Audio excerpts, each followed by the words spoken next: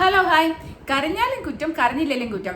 കരഞ്ഞാൽ പറയും അവർ കരച്ചിക്കാരിയാണ്, കരഞ്ഞില്ലേ കുറ്റം പറയും എന്തുകൊണ്ട് കരഞ്ഞില്ലെന്ന്. ഇത് ചോദിക്കുന്നത് മറ്റാരുമല്ല, നമ്മളുടെ ബിഗ് ബോസ് സീസൺ 4 കണ്ടസ്റ്റന്റ് ജനപ്രിയനായ ഡോക്ടർ റോബിൻ രാധാകൃഷ്ണനാണ്. നമുക്കപ്പോൾ ഇന്നത്തെ അപ്ഡേറ്റ്സും ബാക്കിയുള്ള കാര്യങ്ങളും എല്ലാം ഒന്ന് നോക്കാം. അതിനു മുമ്പായി നിങ്ങൾ എൻ്റെ ചാനൽ ഒന്ന് സബ്സ്ക്രൈബ് ചെയ്ത് കാണാൻ ശ്രമിക്കുക കേട്ടോ.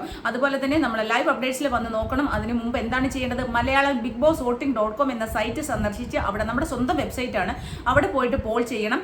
ഏറ്റവും കൂടുതൽ വോട്ട് ആർക്കാണ് എന്നറിയാനുള്ള വളരെ ട്രാൻസ്പെറന്റ് ആയിട്ടുള്ള ഒരു സംഗതിയാണത്. അപ്പോൾ നിങ്ങൾ അവിടെ പോയി പോൾ ചെയ്യുക. പോൾ ചെയ്തിട്ട് നിങ്ങൾ ലൈവ് അപ്ഡേറ്റ്സിൽ വരിക. തീർച്ചയായിട്ടും നിങ്ങളുടെ മത്സരാർത്ഥികൾ നിങ്ങൾ പോൾ ചെയ്യുമ്പോൾ എത്ര വോട്ട് നിങ്ങളുടെ മത്സരാർത്ഥിക്ക് കിട്ടിയെന്നറിയാം. നിങ്ങൾ എല്ലാവർക്കും ഇത് മാക്സിമം ഷെയർ ചെയ്ത് കൊടുക്കുക, നമ്മുടെ വെബ്സൈറ്റ് ഷെയർ ചെയ്ത് കൊടുക്കുക, നമ്മുടെ ചാനൽ ഷെയർ ചെയ്ത് കൊടുക്കുക. അതുപോലെ തന്നെ നിങ്ങൾ ഒഫീഷ്യലായിട്ട് ഹോട്ട്സ്റ്റാറിൽ പോയി വോട്ട് ചെയ്യാനും മറക്കണ്ട കേട്ടോ.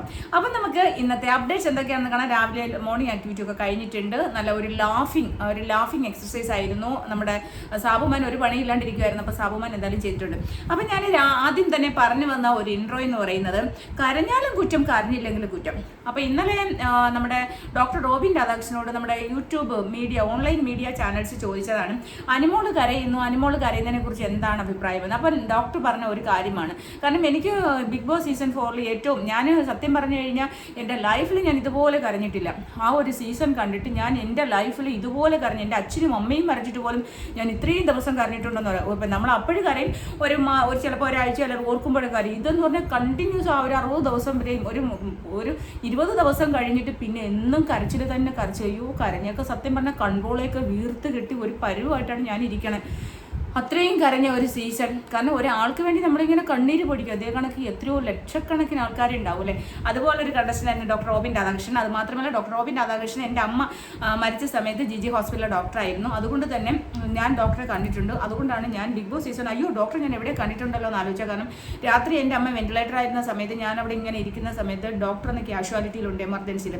നമുക്ക് ജസ്റ്റ് കണ്ട പരിചയമുള്ളൂ. അപ്പോൾ ഈ മുഖം എവിടെയോ കണ്ടിട്ടുണ്ടല്ലോ എന്നെനിക്ക് തോന്നി. എൻ്റെ അമ്മ ജിജി ഹോസ്പിറ്റലായിരുന്നു അവസാന നാളുകളിൽ 2018 ജൂൺ 27 എൻ്റെ അമ്മ മരിച്ചത്. ഞാൻ മാത്രമേ ഉണ്ടായിരുന്നുള്ളൂ ആ സമയത്ത്. രാത്രിയിൽ ഒത്തിരി അർദ്ധരാത്രി പിന്നെ നമ്മൾ ICUവിൻ്റെ മുമ്പിൽ ഇരിക്കുമല്ലോ. ICUവിൻ്റെ മുമ്പിൽ ഇരുന്ന സമയത്തൊക്കെ ഡോക്ടർ പല തവണ അവിടെ റൗണ്ട്സിന് വന്നിട്ടുണ്ട്. കുറേ ദിവസം കിടന്നുണ്ട്. അപ്പോൾ അതുകൊണ്ട് തന്നെ ഞാൻ ഡോക്ടറുടെ ആ ഒരു ഇത് നന്നായിട്ട് കണ്ടു. പക്ഷേ ഡോക്ടറുടെ ഭയങ്കരമായിട്ട് എല്ലാവരും കൂടി ഇപ്പം തന്നെ അനിമോളെ കൂട്ടമായിട്ട് ആക്രമിക്കുന്ന പോലെ വേറൊരു വേർഷനായിരുന്നു അവിടെ നടന്നിരുന്നത്. അതുകൊണ്ട് തന്നെ എനിക്ക് ഡോക്ടർ ഞാൻ ഇറങ്ങുന്നവരെ പിന്നെ അതിനുശേഷം ഞാൻ ആ ബിഗ് ബോസ് സീസണിൻ്റെ അവസാനം കണ്ടിട്ടേ ഇല്ല. ഡോക്ടർ ഇറങ്ങിപ്പോയതിന് ശേഷം പിന്നെ ഞാൻ ആ സീസൺ കാണരുതെന്ന് പ്രതിജ്ഞ ചെയ്തപ്പോൾ ഞാൻ പിന്നെ കണ്ടിട്ടേ ഇല്ല. പിന്നെ അതിനുശേഷം ഞാൻ 5 കണ്ടില്ല. സീസൺ 5 ഞാൻ കണ്ടിട്ടില്ല. അഖിൽമാരുടെ ആ ഒരു സീസൺ ഞാൻ കണ്ടിട്ടേ ഇല്ല. പിന്നെ ഞാൻ കണ്ടതെന്ന് പറഞ്ഞാൽ 6 നമ്മുടെ ജാസ്മിൻ ജാഫർ ഒക്കെ ഉള്ള ആ ഒരു സീസണാണ് പിന്നെ ഞാൻ കണ്ടത്. റിവ്യൂ പറയുന്നത് കാരണം എനിക്കത് ഭയങ്കര മാനസികമായിട്ട് ഭയങ്കര വിഷമം ഉണ്ടാക്കിയ ഒരു സംഭവമാണ്. അപ്പോൾ ആ ഡോക്ടർ തന്നെ പറഞ്ഞിരിക്കുകയാണ് കരയുന്നതിന് എന്താ കുറ്റം. കാരണം ഇമോഷൻസ് വരുമ്പോൾ ഞാൻ എപ്പോഴും പറയുന്ന പോലെ ഇമോഷൻസ് വരുമ്പോൾ നമ്മൾ കൺട്രോൾ ചെയ്യേണ്ട കാര്യമില്ല, കരയും. പിന്നീട് ആ ഇമോഷൻസ് നമ്മൾ എത്രമാത്രം കൺട്രോൾ ചെയ്യുന്നതിന് നമ്മൾ അവിടെ എത്രമാത്രം ശക്തി ആർജിക്കുന്നു, നമ്മൾ എത്രമാത്രം സ്ട്രോങ് ആവുന്നു എന്നതിൻ്റെ തെളിവാണ് അനിമോള്. ലാലേട്ടൻ അത്രമാത്രം തെറി വിളിച്ചിട്ടും അത്രമാത്രം വലിയ ഒരവസ്ഥയിൽ എത്തിയിട്ടും ഒരു തുള്ളി കണ്ണുനീര് പോലും വരാഞ്ഞത്. ഒരുപാട് ആൾക്കാർ ഇങ്ങനെ പിന്നെ നെഗറ്റീവ് പറയുന്ന ആൾക്കാർ മാത്രം അനിമോളിന്റെ കണ്ണിൽ നിന്ന് ഒരു തുള്ളി കണ്ണുനീര് പോലും വന്നില്ല എന്ന് പറഞ്ഞു.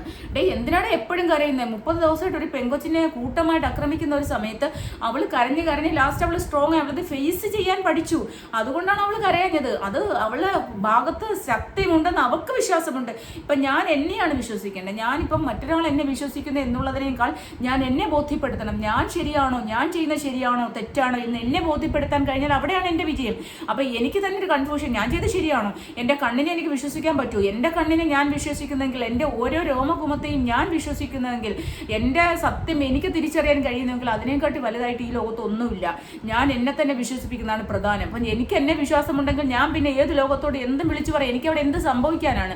പിന്നെ ദൈവത്തിൻ്റെ ഒരു നമ്മൾ സത്യമാണ് ചെയ്യുന്നതെങ്കിൽ, നമ്മൾ ചെയ്യുന്ന നന്മയാണല്ലേ, നമ്മൾ സത്യമാണ് പറയുന്നതെങ്കിൽ ഈശ്വരൻ അപ്പോഴുള്ള ഒരു ഇതേ ഉള്ളൂ. അത് കഴിഞ്ഞ് എപ്പോഴും ഈശ്വരൻ നമ്മുടെ കൂടെ തന്നെ കാണും. പല ആൾക്കാരും 4 ചുറ്റും നിന്ന് ചിലപ്പോൾ പരിഹസിച്ച് ചിരിക്കും, അയ്യോ അവരെന്തിനാ അങ്ങനെ ചെയ്ത്, ഇവരിങ്ങനെ ചെയ്ത. പക്ഷെ നമ്മുടെ ഭാഗത്ത് ശരിയുണ്ട് ചെയ്തിട്ടുണ്ടെങ്കിൽ, നമ്മൾ ശരിയാണ് ചെയ്തതെങ്കിൽ ഒരിക്കലും നമ്മൾ ഭയപ്പെടേണ്ട കാര്യമില്ല. നമ്മൾ ശരി ചെയ്യുന്നവർ ഒരിക്കലും ഭയപ്പെടേണ്ട. അപ്പോഴത്തെ ഒരു ഇതിന് പല നെഗറ്റീവുകളും പല കാര്യങ്ങളൊക്കെ വരും. പക്ഷെ പിന്നീട് എപ്പോഴും നിങ്ങളുടെ കൂടെ ആ ഒരു ശരികേടിൻ്റെ സത്യം എപ്പോഴും നിങ്ങളുടെ കൂടെ ആ ഒരു ശരികേടാണ് ചെയ്തതെങ്കിൽ നിങ്ങൾക്ക് എന്ന് തന്നെയാലും അതിൻ്റെ ശിക്ഷ കിട്ടും. പക്ഷേ നിങ്ങൾ ശരിയാണ് ചെയ്തിട്ടുണ്ടെങ്കിൽ ഒരിക്കലും നിങ്ങൾക്ക് ആ ശിക്ഷ കിട്ടില്ല. നിങ്ങളുടെ കൂടെ എന്നും എപ്പോഴും ആ ഒരു സാന്നിധ്യം, ഒരു നന്മയുടെ സാന്നിധ്യം ഉണ്ടാവും. അത് മാത്രമാണ് ഞാൻ പറയുന്നത്. അപ്പോൾ ഡോക്ടർ അങ്ങനെ പറഞ്ഞപ്പോൾ ഞാനിപ്പം ഓൺലൈൻ മീഡിയാസൊക്കെ തിരിച്ചൊക്കെയാണ് ഇട്ടേക്കുന്നത്. ഈ അനിമോൾ എന്തൊക്കെയാണ് ഈ കാണിക്കുന്നത് എന്നൊക്കെ പറഞ്ഞിട്ട് ഒരു ക്യാപ്ഷനൊക്കെ ഞാൻ കണ്ടു. പക്ഷേ ഡോക്ടർ പറഞ്ഞത് അനിമോൾ കരയട്ടെ, പക്ഷെ ബാക്കിയുള്ള കാര്യങ്ങളൊന്നും എനിക്കറിയത്തില്ല. അനിമോൾ കരഞ്ഞ അനിമോൾ പിന്നീട് കരഞ്ഞ് അനിമോൾ സ്ട്രോങ് ആയി. അനിമോളുടെ ഒരു റിയൽ ക്യാരക്ടർ എന്ന് പറഞ്ഞാൽ കരച്ചിലുണ്ടായിരുന്നു. അതെല്ലാം കഴിഞ്ഞ് അനിമോൾ സ്ട്രോങ് ആയി. അപ്പോൾ സ്ട്രോങ് ആയി കഴിഞ്ഞപ്പോൾ എന്തിന് സ്ട്രോങ് ആയി എന്നുള്ളൊരു ചോദ്യം മോശമാണ്. പിന്നെ അതിൻ്റെ പിന്നാമ്പുറത്തെ കാര്യങ്ങളൊന്നും എനിക്കറിയില്ല. പക്ഷെ ഞാൻ അതിന് ആ സമയത്ത് ലാലേട്ടൻ അത്രമാത്രം, ലാലേട്ടൻ ചെറിയൊന്നുമല്ല, ലാലേട്ടൻ ഇതുവരെ ചൂടാവുന്നതിന് ഒരു പെങ്കൊച്ചിനോടാണ് നാണമുണ്ടോ മറ്റേത് മറിച്ചതൊക്കെ ചോദിക്കാൻ തന്നെ വളരെ മോശമായൊരു സംഗതിയാണ്. അതുപോലെ തന്നെ നിങ്ങൾ എന്ത് തോന്നിയാസമാണ് കാണിക്കുന്നത് എന്ന് പറയുമ്പോൾ ലാലേട്ടൻ ആ ക്ലിപ്പിങ്സ് കാണിക്കണമായിരുന്നു. അപ്പോൾ അത് കാണിക്കാതെ തോന്നിയാസം കാണിക്കുന്നു കഴിഞ്ഞപ്പോൾ അപ്പോൾ പോലും അവൾ യാതൊരു തരത്തിലും വരണ്ടില്ല, സ്ട്രോങ് ആയിട്ട് ഞാൻ കണ്ടു. ഞങ്ങളാരും കണ്ടില്ലല്ലോ എന്ന് ചോദിക്കുമ്പോൾ നിങ്ങൾ അതെനിക്കറിയില്ല, ബട്ട് ഞാൻ കണ്ടു, ഇതാണ് സ്റ്റേറ്റ്മെൻറ്റ്, ഇതാണ് നിലപാട്. അപ്പോൾ അതിനവൾ കരയില്ല. അപ്പോൾ ഭയങ്കര സ്ട്രോങ് ആയി അവളെ ഇനി ഒരിക്കലും ആർക്കും തകർക്കാൻ പറ്റില്ല എന്ന് തന്നെയാണ് ഞാൻ വിചാരിക്കുന്നത് കേട്ടോ. അപ്പോൾ അത് പിന്നെ ഡോക്ടർ പറഞ്ഞപ്പോൾ, ഡോക്ടർ റോബിൻ രാധാകൃഷ്ണൻ പറഞ്ഞപ്പോൾ എനിക്ക് ഭയങ്കര സത്യമായിട്ടും പറഞ്ഞാൽ എനിക്ക് ഞാൻ ആരുടെയും ഒരു വാക്കുകൾ എടുത്തു വെച്ചിട്ടോ അല്ലെങ്കിൽ ആരെങ്കിലും പറയുന്ന ഞാനൊരു വീഡിയോ ഇതുവരെ ചെയ്തിട്ടില്ല, ചെയ്യാൻ എനിക്കത് ഇഷ്ടമല്ല.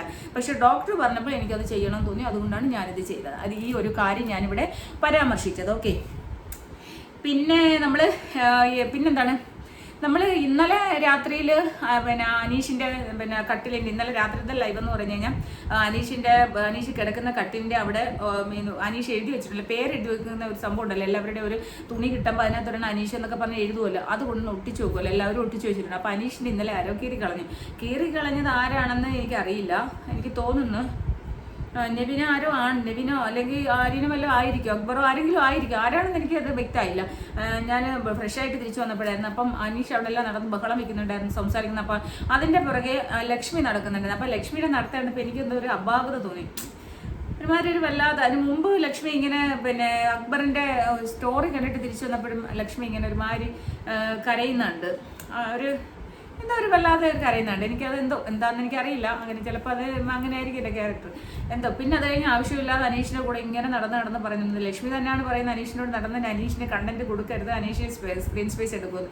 അപ്പോൾ ലക്ഷ്മി തന്നെ നടന്ന് പറയുന്നുണ്ട്. ലാസ്റ്റ് എന്തായാലും അനീഷ് പോയിട്ട് പിന്നീട് അതിനങ്ങാണ്ടാന്ന് തോന്നുന്നു നെയിൽ പോളിഷോ മറ്റോ വാങ്ങിച്ചിട്ട് അവിടെ അനീഷ് എന്നും പറഞ്ഞ ആ കട്ടിലിൻ്റെ പടിയിൽ തല വയ്ക്കുന്ന സ്ഥലത്ത് എഴുതി വെച്ചിട്ടുണ്ടായിരുന്നു. അങ്ങനെ ഇന്നലെ രാത്രി ഒരു 12 മണിയൊക്കെ ആയി തോന്നുന്നു. 12 മണിയൊക്കെ ആയപ്പോഴത്തേക്കും അങ്ങനെ ഒരു സംഭവം ഉണ്ടായിരുന്നു. ഇപ്പം നമ്മളും ബിഗ് ബോസിൻ്റെ ആൾക്കാരുടെ പോലെ നമ്മളും പാതിരാത്രി വരെ ഉണർന്നിരിക്കുന്നു. അത് കഴിഞ്ഞ് വെളുപ്പിനെ ഉണരുന്നു. പിന്നെ അവർക്ക് ബിഗ് ബോസിനകത്ത് തന്നെ ഇരുന്നത്, നമുക്ക് നമ്മുടെ ജോലികൾ കൂടി ചെയ്യണം. ഇപ്പം ബിഗ് ബോസിനെക്കാട്ടി കഷ്ടമായി നമ്മുടെ ജീവിതം. കാരണം ബിഗ് ബോസിൻ്റെ റിവ്യൂ പറയുന്ന ആൾക്കാരുടെ എല്ലാ അവസ്ഥ ഇതാണ് കേട്ടോ. ഉറക്കവും ഇല്ല, ഒന്നുമില്ല. അവനവൻ്റെ കറക്റ്റായിട്ട് ചെയ്യുന്ന ജോലി ഇതൊരു 100 ദിവസം കഴിയുമ്പോൾ ഇത് തരും. പക്ഷെ അത് കഴിഞ്ഞ് ചെയ്യുന്ന ജോലികൾ പോലും ശ്രദ്ധിക്കാൻ പറ്റാത്തൊരവസ്ഥയായി, വീട്ടിലെ കാര്യങ്ങളും ശ്രദ്ധിക്കാൻ പറ്റാത്തൊരവസ്ഥയായി. എന്താണ് ചെയ്ത് വരുമ്പം ഒരുപാട് നമ്മളെ കാത്തിരിക്കുന്ന ആൾക്കാർക്ക് വേണ്ടി നമ്മളെല്ലാം പറഞ്ഞേ പറ്റും. അതുകൊണ്ട് നമ്മളെല്ലാം കളഞ്ഞിട്ടാണ് ഈ റിവ്യൂ പറയാനിരിക്കുന്നത്. അപ്പോൾ കാണുന്നവരെല്ലാം സബ്സ്ക്രൈബ് ചെയ്യണം കേട്ടോ. പിന്നെന്താ, പിന്നെ ഇപ്പോൾ രാവിലെ ഫുഡൊക്കെ ഉണ്ടാക്കി, നല്ല ഫുഡായിരുന്നു. ചപ്പാത്തിയും കടലക്കറിയാണ് ഉണ്ടാക്കിയത്. ജിഷിൻ്റെ ഒരു ടീമുണ്ടല്ലോ, അക്ബർ, ജിഷിൻ, പിന്നെ എന്താ ഈ എല്ലാം ഉണ്ടാക്കി തീരാറായപ്പോഴാണ് ആര്യനൊക്കെ വന്നത്. പ്രവീൺ ഇവരാണ് ചെയ്തത്. ആദ്യം തന്നെ അക്ബറും ജിഷിനും പ്രവീണും കൂടിയാണ് രാവിലെ കിച്ചണിൽ കയറി ചപ്പാത്തിയൊക്കെ കുഴച്ചു. പ്രവീൺ ഇരുന്ന് ചപ്പാത്തി കുഴച്ചു, മാവ് കുഴച്ചു. പിന്നെ പരത്താറായപ്പോഴത്തേക്ക് ബിന്നി വന്നു. പിന്നെ കുറേ കഴിഞ്ഞപ്പോൾ ആര്യൻ വന്നു.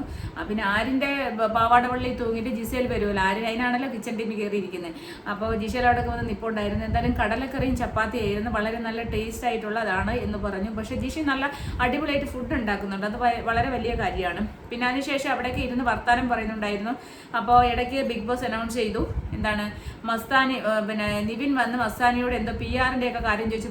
ആരുടെയോ PR-ൻ്റെ ഇങ്ങനെ പേരെടുത്ത് പരാമർശിച്ചു. എന്തോ ഒരു വാക്ക് ഇങ്ങനെ പറഞ്ഞു വന്നപ്പോഴത്തേക്ക് ഉടനെ ബിഗ് ബോസ് പറഞ്ഞു പുറത്തെ കാര്യങ്ങൾ ആരും ചോദിക്കുകയും ചെയ്യരുത്, ആരും പറയുകയും ചെയ്യരുത്, വാൺ ചെയ്തു. അപ്പോഴത്തേക്ക് അത് റെന കയറി പിടിച്ചിട്ട് റെന ചുമ്മാ കിടന്നങ്ങ് പറയുവാണ്. എന്തായാലും റെനയും റെന പിന്നെ എന്താ പറയുക അതിനകത്തുനിന്ന് അക്ബർ കുറച്ച് ഒഴിഞ്ഞു നിൽക്കുന്നുണ്ട് കേട്ടോ, അവരുടെ ആ ഗ്രൂപ്പിൽ നിന്ന്. അതിനകത്ത് ആദിലയും നൂറയും കൂടി കയറിയിട്ടുണ്ട്. അപ്പോഴത്തേക്ക് റെന ഇവിടെ കിടന്ന് പറഞ്ഞപ്പോൾ നമ്മുടെ ജിഷിൻ പറഞ്ഞ ഒരു വാക്കുണ്ട്, നീ അക്ബറിന്റെ മൂട് താങ്ങിക്കൊണ്ടിരുന്നു, രണ്ടുപേര് പുറത്തു പോയത് കണ്ടില്ലേന്ന്, മൂട് താങ്ങികൾ 2 എണ്ണം പുറത്തു പോയത് കണ്ടില്ലെന്ന്. അതെങ്കിലും മനസ്സിലാക്കണം, 2 പേര് അപ്പാനിയും ഷൈത്തയും ആ ഒരു ഗ്രൂപ്പിന്റെ മൂട് താങ്ങാൻ എന്ന് പറഞ്ഞാൽ ആ ഗ്രൂപ്പിന്റെ തലവനായിരുന്നു അപ്പാനി. അതായത് മൂട് താങ്ങാനായിട്ട് ശൈത്യം കൂടി പോയി, ശൈത്യം ഔട്ടായി, അപ്പാനി ഔട്ടായി. അത് മനസ്സിലാക്കിയാൽ ഇവർക്ക് ഇനിയെങ്കിലും കൊള്ളാം. പിന്നെ എല്ലാവരും മനസ്സിലാക്കി അവിടെ നിന്നിട്ടൊരു കാര്യമില്ല. പിന്നെ എന്നിട്ട് വൈൽഡ് കാർഡ് ഇന്നിപ്പം നമ്മുടെ പ്രൊമോ വന്നിട്ടുണ്ടായിരുന്നു. ഇന്ന് നമ്മുടെ എന്താ പറയുക അഖിൽ മാരാറും അവരുടെ ഒരു ടീമുണ്ടല്ലോ, നമ്മുടെ അഭിഷേകും അല്ല, അവരൊരു മൂവി ചെയ്യുന്നുണ്ട് ഈ പെണ്ണിനെ വെച്ചിട്ട്, ഈ ലക്ഷ്മി എന്ന് പറയുന്ന അവരെ വെച്ചിട്ട്. അപ്പോൾ ആ ഒരു മൂവിയുടെ പ്രൊമോഷനുമായിട്ട് ഇന്ന് ബിഗ് ബോസ് ഹൗസിനുള്ളിൽ അവർ കയറുന്നുണ്ട്. അപ്പോൾ അത് കഴിഞ്ഞതിന് ശേഷം പിന്നീട് ഇന്നിപ്പം പിന്നെ വീക്ക്ലി ടാസ്ക് കാണുമായിരിക്കും. രാവിലത്തെ ഒരു മോർണിംഗ് ടാസ്ക് നമ്മുടെ സാബുമാന് ചെയ്യാൻ കൊടുത്തു. ലാഫർ എക്സസൈസ് ആയിരുന്നു, വളരെ നല്ല, നമുക്കൊരു പോസിറ്റിവിറ്റി നമുക്ക് കിട്ടി കേട്ടോ. എല്ലാവരും കാണുന്ന പ്രേക്ഷകർക്ക് ഒരു സന്തോഷകരമായിട്ടുള്ളൊരു സംഭവമായിരുന്നു. എല്ലാവരും ചിരിക്കുക, പലതരത്തിൽ ഓരോരുത്തരായിട്ട് ചിരിക്കുക, അത് ഭയങ്കര രസമുണ്ടായിരുന്നു. പിന്നെ വേറെ കാര്യമൊന്നുമില്ല, ഇത്ര കാര്യങ്ങളേ ഉള്ളൂ. എന്തായാലും അനിമോള് നല്ല സാരിയൊക്കെ എടുത്ത് നല്ല ചുന്തിരി കുട്ടിയായിട്ട് നിൽപ്പുണ്ട്. അതുകണക്ക് ലക്ഷ്മി നല്ല സെറ്റ് സാരിയൊക്കെ കൊടുത്ത് നിൽപ്പുണ്ട്. വേറെ ആരും വലിയ ചുന്തിരികളായിട്ടൊന്നും എനിക്ക് തോന്നിയില്ല. ഇവർ രണ്ടുപേരും നല്ല അടിപൊളിയായിട്ട് ഒരുങ്ങി എന്ന് പറഞ്ഞാൽ അവർ സാരിയൊക്കെ എടുത്ത് ചുന്തിരി കുട്ടികളായിട്ടൊക്കെ നിൽപ്പുണ്ട്. പിന്നെ എനിക്ക് തോന്നുന്നു മറ്റവരൊക്കെ വരുമെന്ന് പറഞ്ഞോന്നറിയില്ല. എല്ലാം സ്ക്രിപ്റ്റഡ്, കുറേയൊക്കെ സ്ക്രിപ്റ്റഡ് ആണല്ലോ ഇത്, അല്ലാണ്ട് പിന്നെ എങ്ങനെയാണ്. പിന്നെന്താ അകത്ത് ബ്ലൈൻഡ്സിൻ്റെ എന്നിട്ടും എല്ലാവരും പുറത്ത് തന്നെ ഇരിക്കുകയാണ്. ആക്ടിവിറ്റി ഏരിയ ഗാർഡൻ ഏരിയയിലും ഒക്കെ മാറിയിരിക്കുകയാണ്. അകത്ത് ബ്ലൈൻഡ്സ് ഇടുമായിരുന്നു, ഇപ്പോൾ എല്ലാവരും കയറിയും തോന്നുന്നു. എല്ലാവരും ഇപ്പോൾ കയറിയിട്ടുണ്ട്, അകത്ത് കയറിയിട്ടുണ്ട്, ബ്ലൈൻഡ്സൊക്കെ ഇട്ട് കഴിഞ്ഞിട്ടുണ്ട്. ഇങ്ങനെ ക്ലീനിങ് ഒന്നും ശരിയല്ല. ബെഡൊക്കെ കിടക്കുന്നുണ്ട് കഴിഞ്ഞാൽ ഇല്ല, ജനറൽ ഹോസ്പിറ്റലിലെ വാർഡിൻ്റെ അവസ്ഥയാണ്. അനീഷിൻ്റെ ബെഡാണ്, അനീഷിൻ്റെ അനിമോളുടെയും അങ്ങനെ 1-2-3 ആൾക്കാരുടെ ബെഡ് ഒഴിച്ച് ബാക്കി എല്ലാ ബെഡും പുതപ്പൊക്കെ ഇങ്ങനെ ഒരുമാതിരി ഇട്ടിരിക്കുകയാണ്, മടക്കി വെക്കാതെ, അങ്ങനെയുള്ളൊരവസ്ഥയാണ്. അപ്പം ഇത്രയൊക്കെയുള്ള ഇപ്പോൾ ഇതുവരെയുള്ള ലൈവ്. അപ്പം നെക്സ്റ്റ് ലൈവായിട്ട് വരാം. അതുവരേക്കും ബൈ. നിങ്ങളെല്ലാവരും സബ്സ്ക്രൈബ് ചെയ്യണം. അതുപോലെ തന്നെ മലയാളം ബിഗ് ബോസ് voting.com സന്ദർശിച്ച് അതിൽ പോൾ ചെയ്യാൻ മറക്കണ്ട. നിങ്ങളെ ഇഷ്ട മത്സരാർത്ഥി ആരായാലും അവിടെ പോയി പോൾ ചെയ്യുക. എല്ലാ ദിവസവും രാത്രി 10 മണി വരെയാണ് ചെയ്യാൻ പറ്റുന്നത്. ഒരു ഡിവൈസിൽ നിന്ന് ഒരു പോളും ഒരു വോട്ട് മാത്രമേ ചെയ്യാൻ പറ്റൂ. എന്നിട്ട് നിങ്ങൾ അമ്മൂസ് തൊട്ടിൻ്റെ ലൈവ് അപ്ഡേറ്റ്സ് കാണുക, തീർച്ചയായിട്ടും കാണുക. ലൈവ് അപ്ഡേറ്റ്സിൽ ഓരോ നിമിഷവും ഇങ്ങനെ വോട്ടുകൾ മാറി മറിയുന്നത് നിങ്ങൾക്ക് കാണാൻ പറ്റൂ കേട്ടോ. അപ്പോൾ ഞാനിവിടെ തന്നെയുണ്ട്. ഞാൻ ലൈവ് ചാറ്റിൽ ഞാൻ റിപ്ലൈ തരാം നിങ്ങൾക്ക്. ഞാൻ ഈ ലൈവിൽ ഇരിക്കുന്നില്ല, എൻ്റെ ഫേസ് ഇരിക്കുന്നില്ല എന്ന് മാത്രമേ ഉള്ളൂ. ഞാനിങ്ങനെ ഡയറക്റ്റ് വന്നിരിക്കുന്നില്ലെങ്കിലും ലൈവ് നടന്നുകൊണ്ടിരിക്കുകയാണ്. വോട്ടിംഗ് ലൈവാണ്. നമ്മുടെ വെബ്സൈറ്റിൽ വരുന്ന വോട്ട് കൃത്യമായിട്ട് ഓരോ വോട്ടുകളും കിട്ടുന്ന അനുസരിച്ചുള്ള വരലാണ്. അപ്പോൾ എല്ലാവർക്കും മാക്സിമം നിങ്ങളുടെ ഫേവറേറ്റ് കണ്ടസ്റ്റിന് വേണ്ടിയിട്ട് എല്ലാവർക്കും ഷെയർ ചെയ്ത് കൊടുക്കുക കേട്ടോ. അതുപോലെ തന്നെ നമ്മുടെ ചാനലിൻ്റെ ലിങ്കും ചാനൽ സബ്സ്ക്രൈബ് ചെയ്യുക, എല്ലാവർക്കും ഒന്ന് ഷെയർ ചെയ്ത് കൊടുക്കുക, എല്ലാവരും അറിയട്ടെ. അപ്പം ഇനിയിപ്പം മുതൽ വോട്ടിംഗ് തുടങ്ങുവാണ് ഹോട്ട്സ്റ്റാറിൽ. അതും ഒഫീഷ്യൽ ആയിട്ടുള്ള വോട്ടും പോയി ചെയ്യണം. ഓക്കെ, അപ്പോൾ നെക്സ്റ്റ് വീഡിയോ ആയിട്ട് വരുന്നവർക്ക് ബൈ.